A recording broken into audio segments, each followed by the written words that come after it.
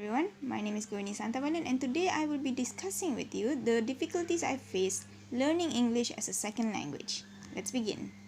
So, a bit of background about me is that my father is a Malay speaker but he can speak a little English, while my mother is a Tamil speaker and she usually speaks Tamil with me.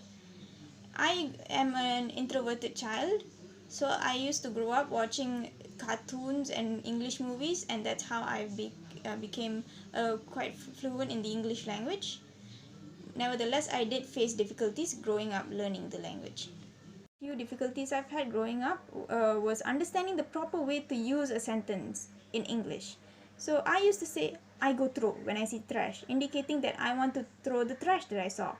And my father would use the behavioristic and the functional approach, whether he knew those terms or not, but he used it in a way that he would praise me for saying the right words, but he would also teach me the proper way of saying it, like, I'll throw the trash. And he would speak in English to teach me how else I should say the sentence. This could also be closely related to acquisition learning hypothesis as well.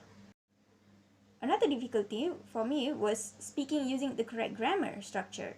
So I used to attend piano classes, and whenever there was exams where I had to play the piano in front of the examiner, I would be so afraid of if I'm saying the right words to the examiner, because the examiner for piano classes are usually from London. They are British, so of course they would speak their native language better than I could. So it always worried me if I was speaking it right.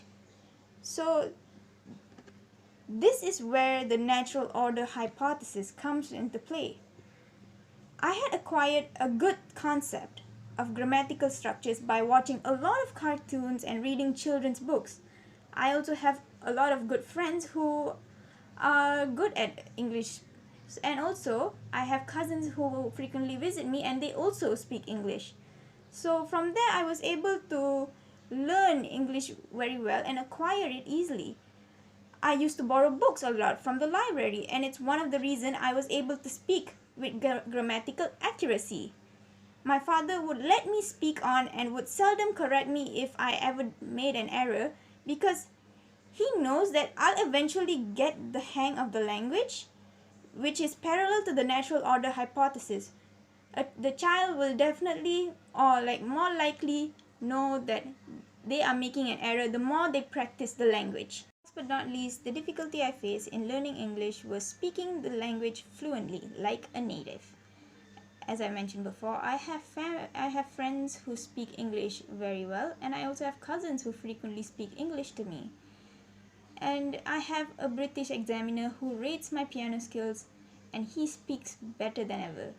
So, as a kid, I wished I could speak in an American accent, or like an American native, or like a British native. I would constantly watch and how they would speak by watching cartoons and movies and see how words roll off their tongue, and I would imitate them.